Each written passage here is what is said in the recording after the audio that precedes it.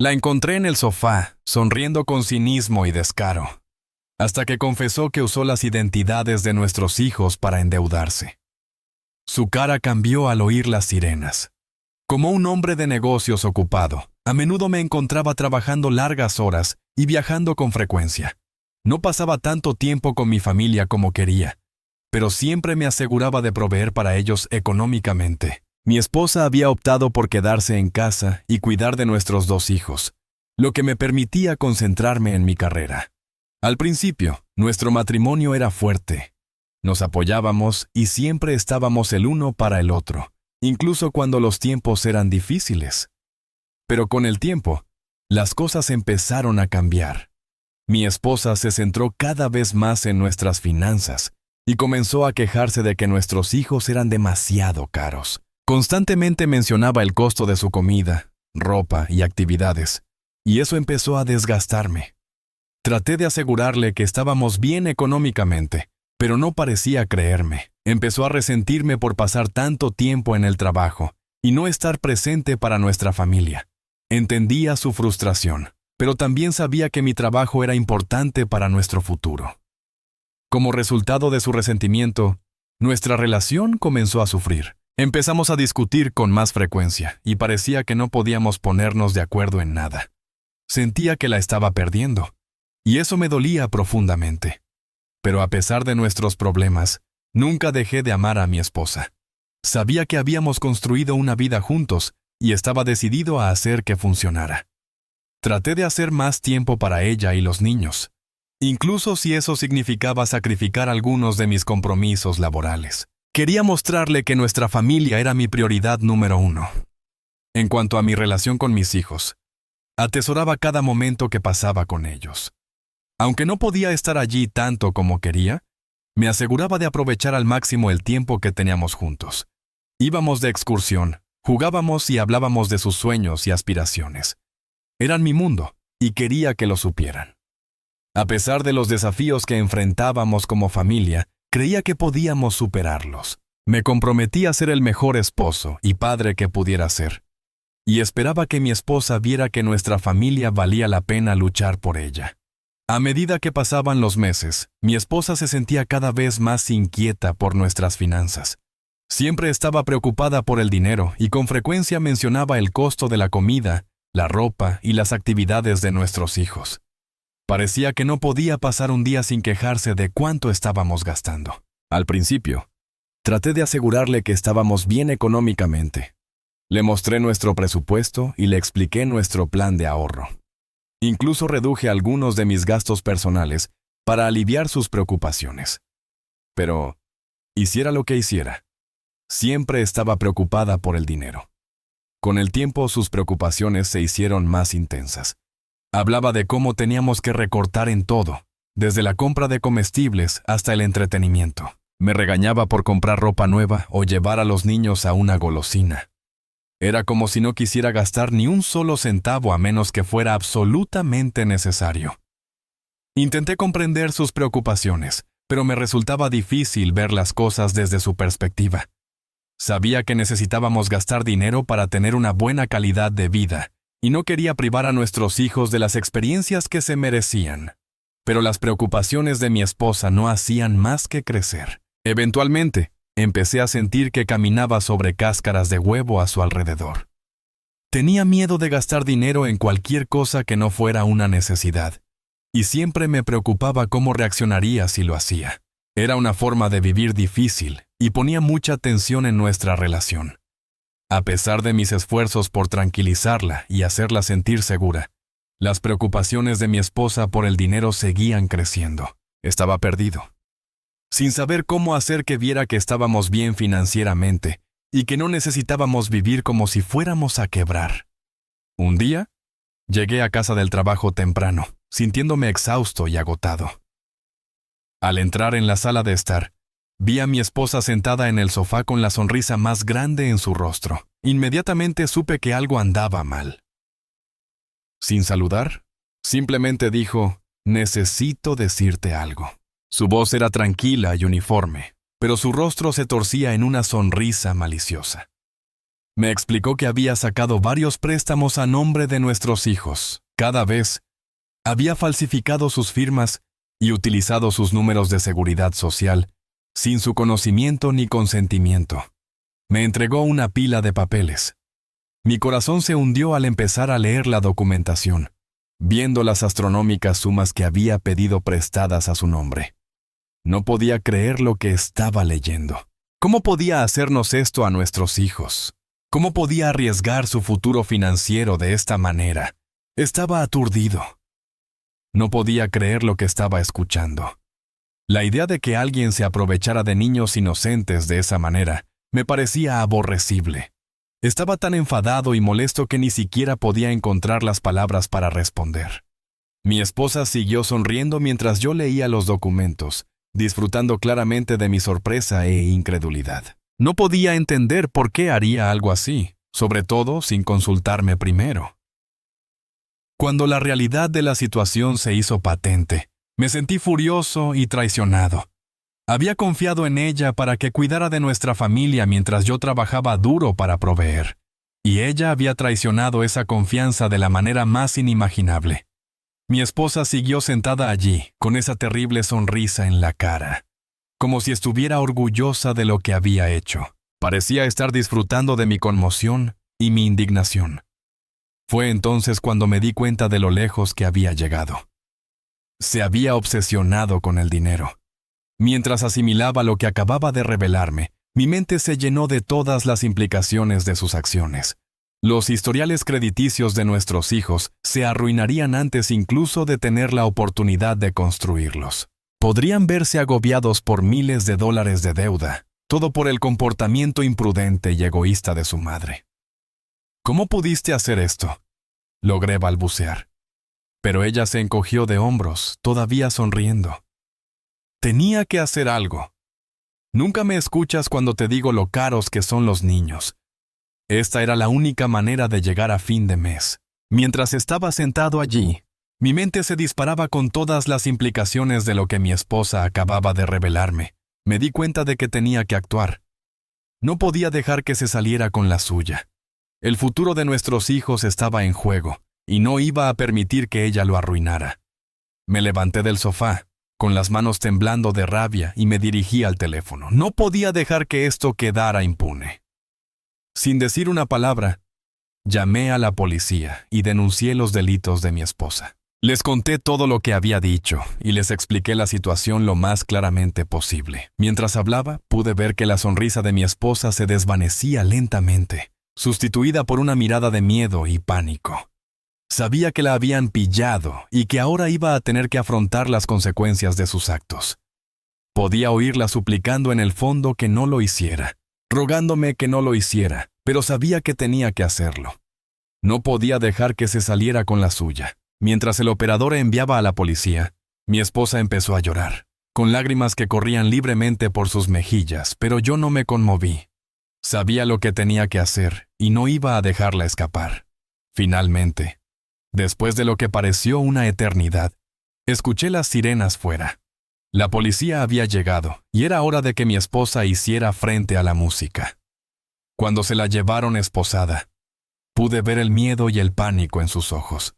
Había pensado que podría salirse con la suya, pero ahora iba a tener que pagar el precio por su comportamiento egoísta e imprudente.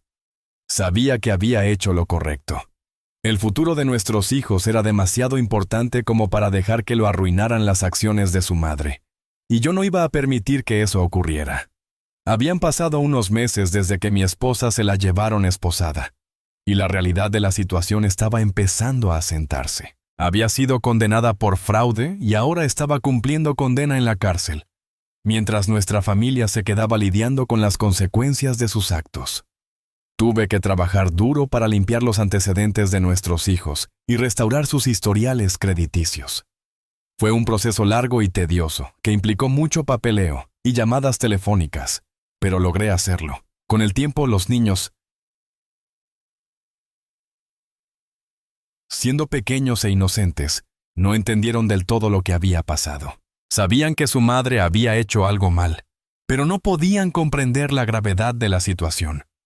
Fue desgarrador verlos esforzarse por entenderlo todo. Durante todo este tiempo, mi esposa no se arrepintió, negándose a asumir la responsabilidad de sus actos e incluso culpándome a mí por no proporcionar suficiente apoyo financiero. Sabía que el divorcio era la única opción. No podía seguir atado a alguien que mostraba tan poca consideración por el bienestar de nuestra familia y que se negaba a asumir la responsabilidad de sus errores.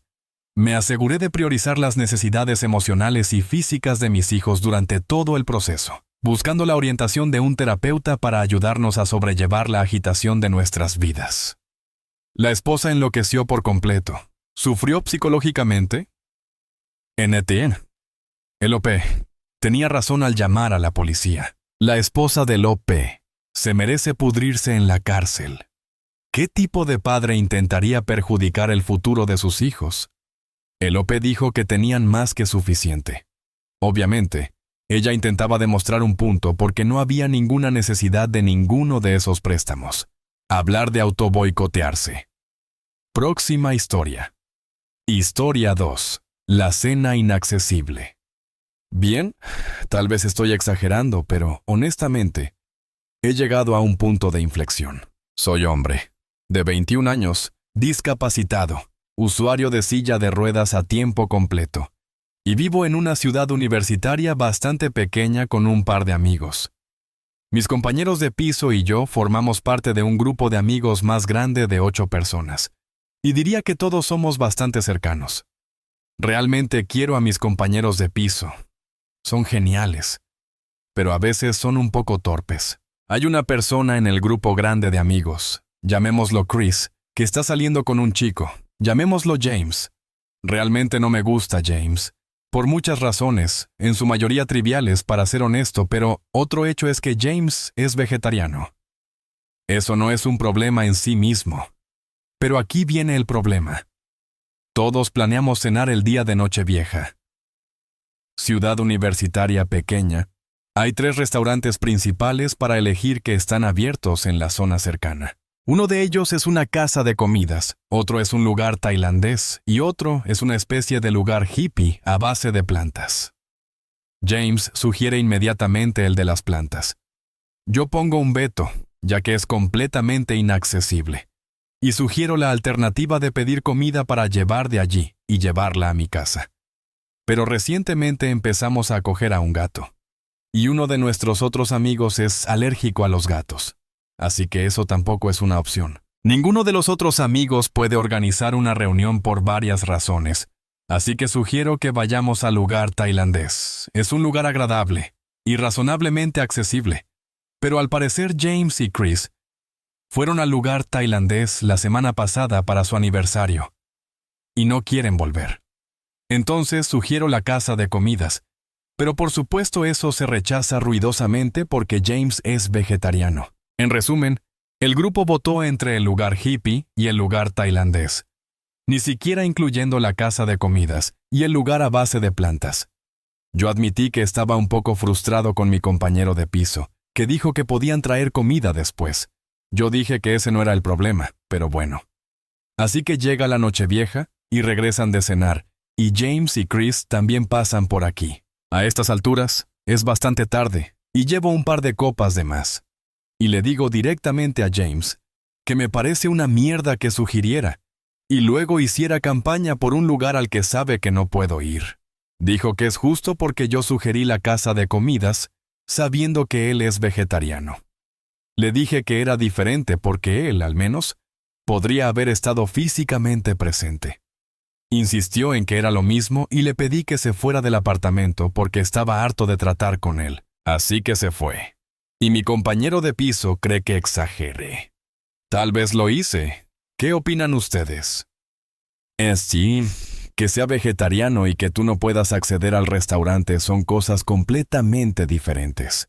Él podría haber comido acompañamientos en la casa de comidas, o podrían haberse aguantado y haber vuelto al tailandés, o incluso haber traído comida del lugar a base de plantas al apartamento.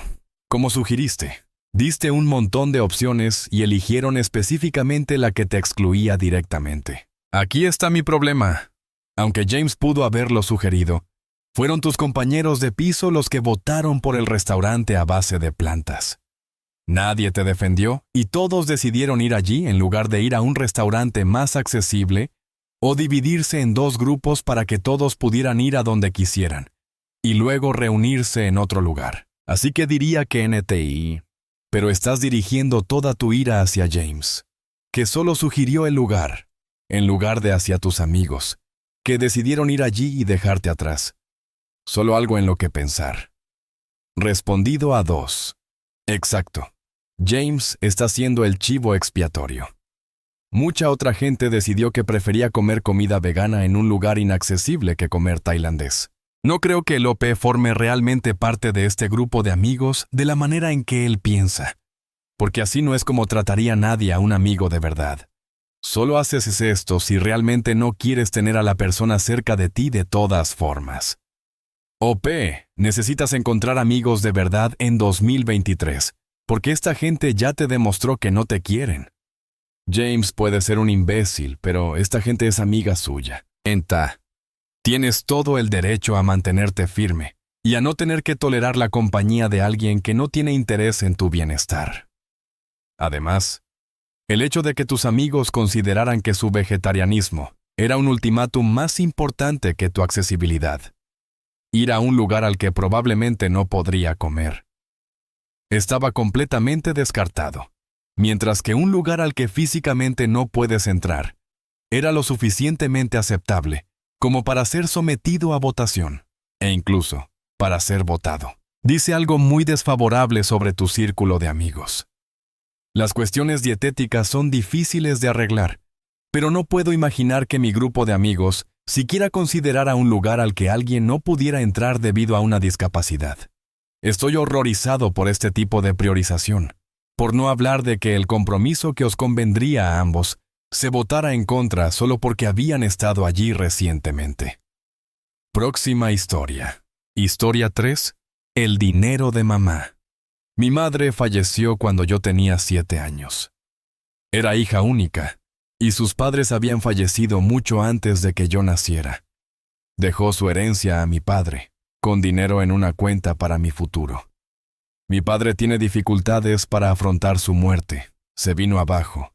Fui a vivir con mi tía porque no estaba bien, así que básicamente perdí a ambos padres de golpe. Venía a visitarme de vez en cuando y, al cabo de unos 2 años, vino a recogerme. Había conocido a mi madrastra y quería volver a tener una familia. Ojalá no lo hubiera hecho. Mi madrastra no es una mala persona. De hecho, era bastante agradable. No intentó sustituir a mi madre y fue justa en el trato que tuvo conmigo y con su hija, que tenía mi edad. Mi padre, sin embargo, sobrecompensaba mucho. Le daba a mi hermanastra cualquier cosa para intentar ganársela. El año que cumplimos 16 años, nos compró un coche para compartir.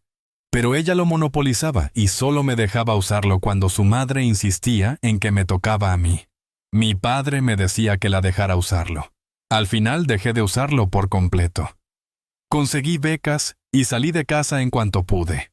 Cuando me gradué de la universidad, me dirigí a mi padre para que me diera el dinero que mi madre me dejó para dar la entrada hacia una casa.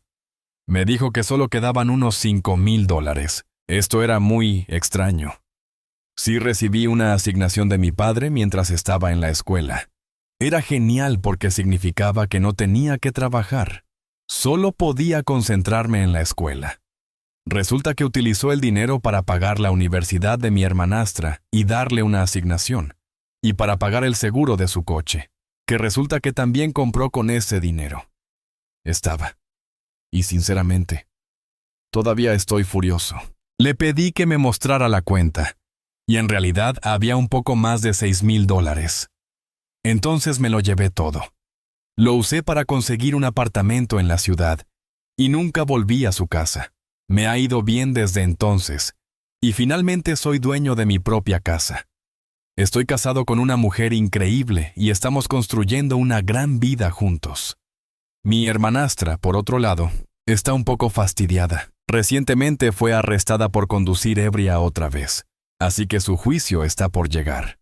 Y si completa un tratamiento para su alcoholismo, puede que obtenga una libertad condicional en lugar de un encarcelamiento. Mi padre no tiene dinero para ayudarla. Ella tampoco tiene dinero. Así que mi padre se acercó a mí. Le dije que no, gracias. Dijo que si no la ayudaba, entonces tendría que hipotecar la casa de mi infancia. Así que le dije que podía tener todo el dinero que mi madre me dejó. Está enfadado conmigo. Y dice que no entiendo por lo que pasó para llegar a donde está. Le dije que ni él ni el niño con el que se acostó con mi dinero eran mi problema. NTA. Tu padre te robó el dinero y ahora quiere que te sientas culpable por cuidar de otro de sus errores. No digo que fuera él quien la llevó a inclinarse por el alcohol, pero tampoco lo niego. Este no es tu lío y tienes suerte de que no vayas a por el dinero que robó. No estoy seguro de cómo se configuró la cuenta, ni de cómo consiguió acceder a ella. Pero en cualquier caso, era únicamente para ti. En primer lugar, tu padre es un ladrón. Tienes suerte de que no presentaras cargos por esto. Este era tu dinero y él era un fiduciario. En segundo lugar, tu hermanastra ha sido arruinada por él y nunca se enderezará si alguien sigue pagando.